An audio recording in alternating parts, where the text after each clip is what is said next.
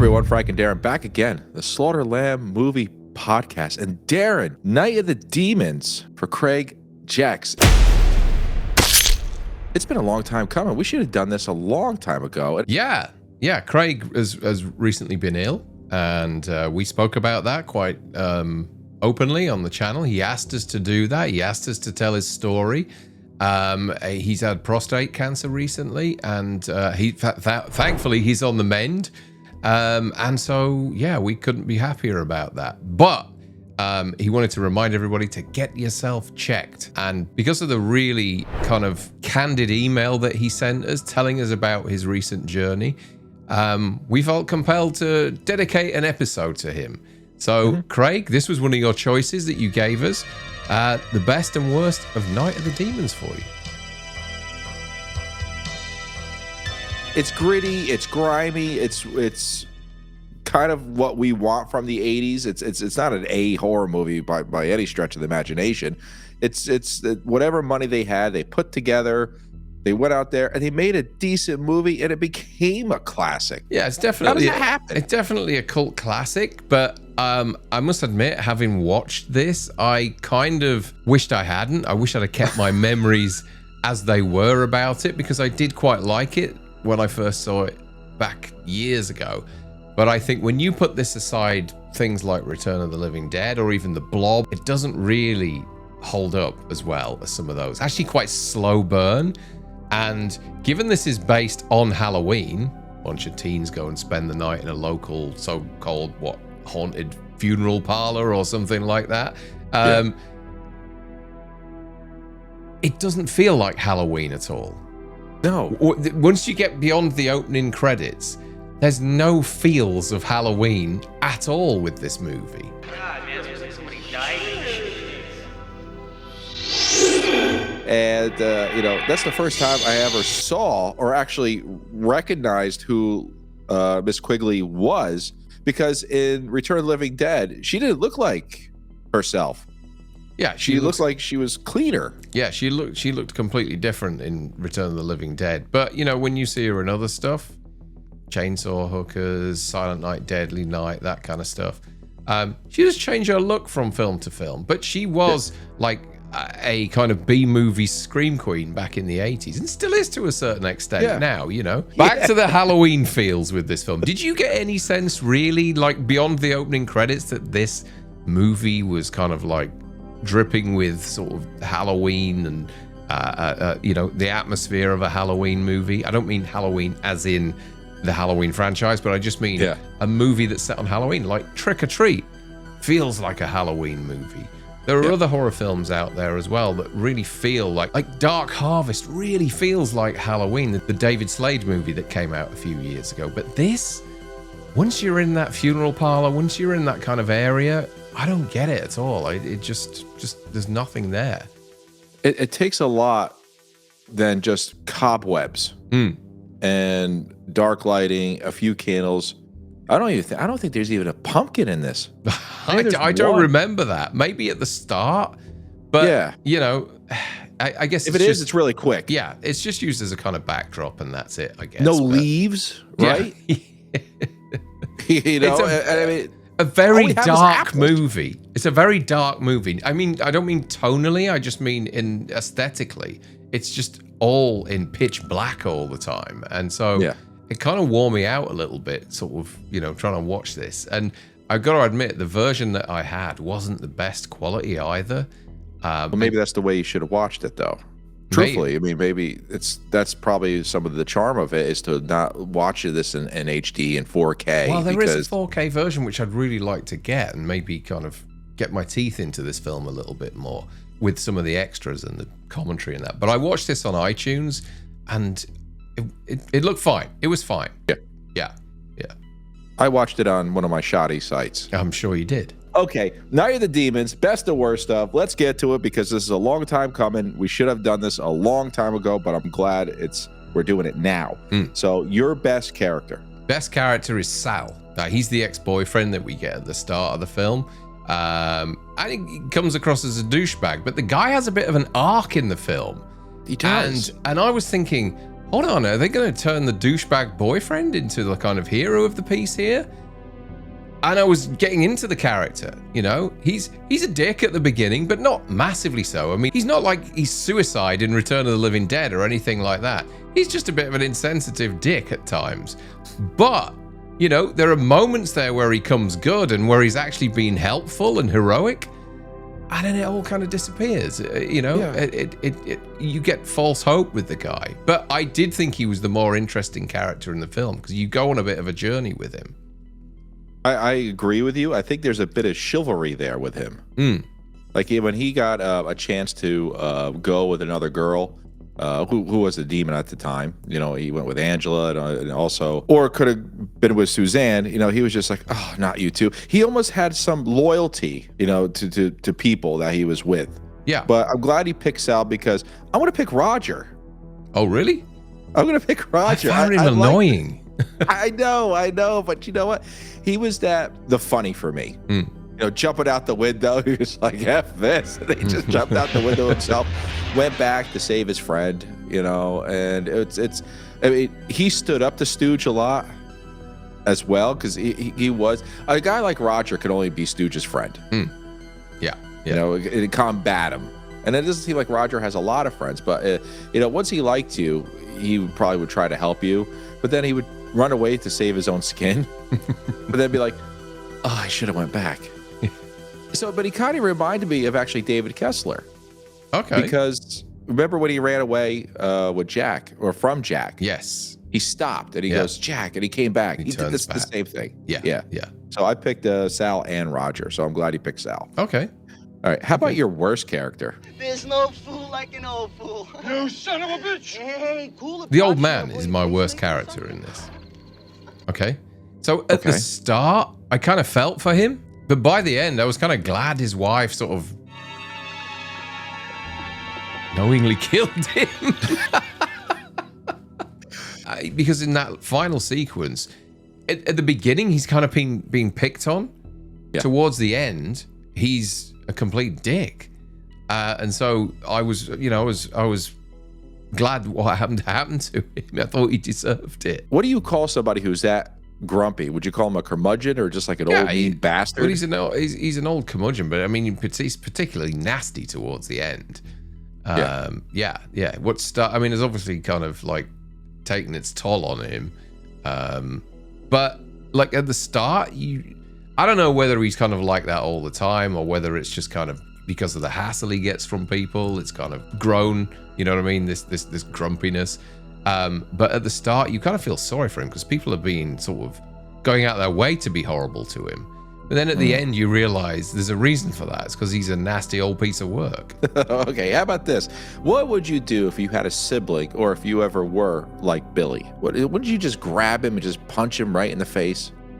What a mean little kid he is. You know, even though he has some of the best lines, you know, but I just wanted to grab him and just punch him in the face. Yeah. And the way he speaks to his mother. Yeah. Where's the father? Yeah. You would think that the father would come in all drunk and everything and say, "What did you say to your mother?" And then just, you know, slap him. You know, that's what he deserved. I hate Billy. So Billy's my worst character. And he's the one that should have ate the apple at the end. Yeah. Of course. Okay, best line. About 13 minutes in, the young kid turns around to the guy who's picking her up for the date. I can't remember his name now. What's his name? Jake. The young kid turns around to Jake and says, "Yeah, are you dating her for her personality? Because she has big cha-chas." Thought that was quite funny. And then there's that moment where Jake turns around to Linnea Quigley, who's got that kind of mad makeup on her face with the heart and everything, and says, "That's a hell of a paint job. Just needs a little touching up." He's like Bud, isn't he? Yeah. And then another one is, "Oh, there you are. I was just warming my hands in the fire." Horrible old moment, that. But yeah, there are some nice little lines in this. Yeah, I was talking to you about this before we recorded, like a day or two ago, and I was telling you that the lines in here are actually quite good. The script was actually it flows very well with the actors, you know, interacting with each other. Yeah, I just think it does feel like they know each other and that they're in high school. Yeah, I do think that the performances are pretty lame in it, though. I don't think it holds up to like I said, something like a Return of the Living Dead or even a Return of the Living Dead Part 2. I do like it, though. I do like the vibe they're going for in it. And I think that it's fun watching it and it's fun revisiting it. It's just not as fun as I remember. So some of my best lines are, the sun-dried poodle turds, that the Billy insults his mother with. Why would you want those? They look like sun-dried poodle turds. Oh, Billy. How about eat a bowl of fuck from Stooge? And are you fat and dumb? Coming from Roger talking to Stooge.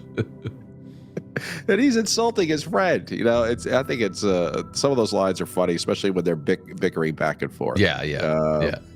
Okay, worst line. I think it's Linnea Quigley who turns around. What's her name? Suzanne turns around to those guys. It's about the 12-minute mark and says, Do you guys have sour balls? Why, sure we do. Too bad. I bet you don't get many blowjobs. Always wash them, boys. Yeah. Always wash them. yeah. I have once is all it takes. Talking about Jake trying to get into it. Mm-hmm.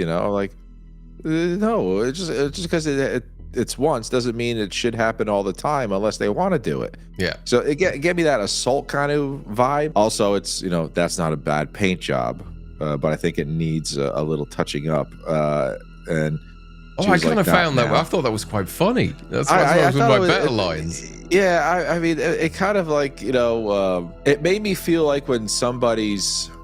If you know what it felt like? It felt like American Pie to me. Yeah. It looks like you can use another hand. Yeah. I thought it was kind of corny, yet a very, cheesy line to say to somebody. It's like, are you a ticket? Because you have fine written all over you. Stuff like that. Just like corny stuff. Corny. Yeah. Okay, your best kill. Best kill in this is Linnea putting her fingers in the guy's eyes.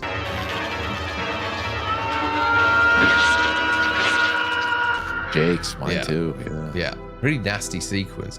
I seem to remember having a Fangoria poster of that scene, I think.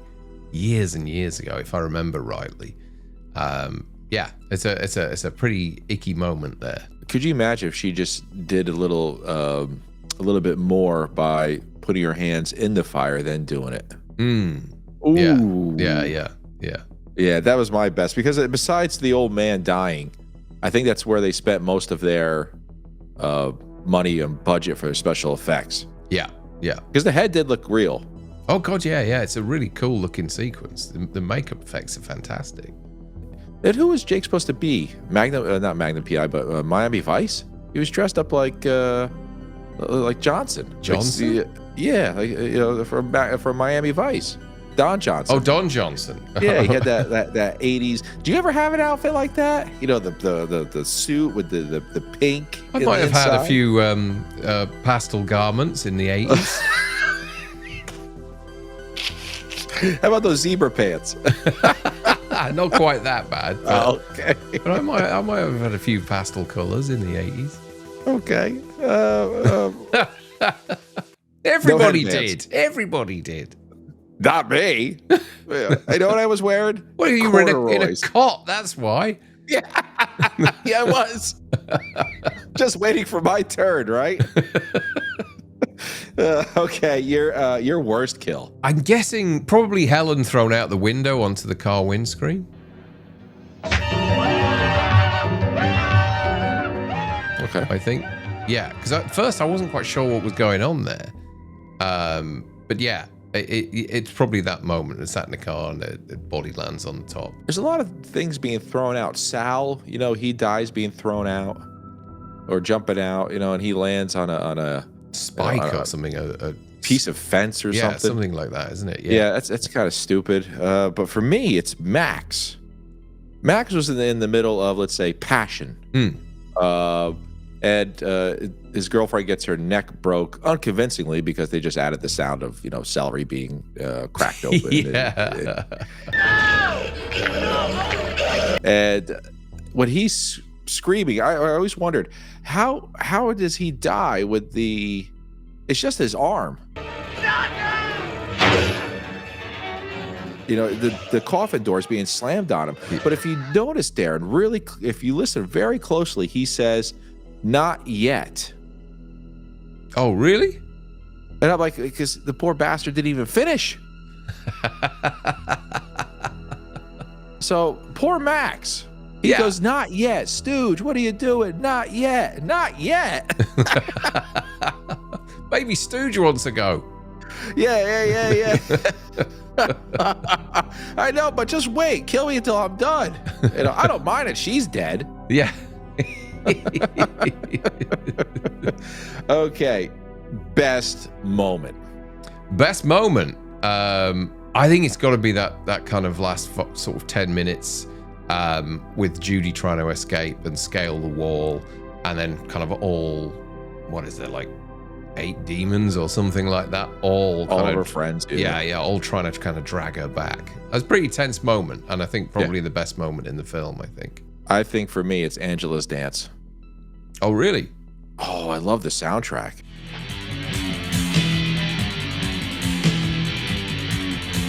Especially, I wish I knew the name of the band, because I think they play. Don't they play the music backwards at the end? Yes, I think of so, her dance. Yeah. And she starts dancing, and then she lifts up her dress. They're just watching. When she dances, it's hypnotic. Especially with the strobe lights and everything like that. She's great.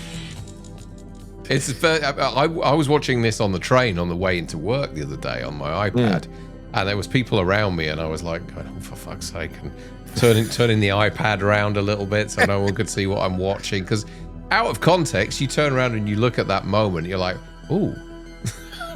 What are you watching, mate?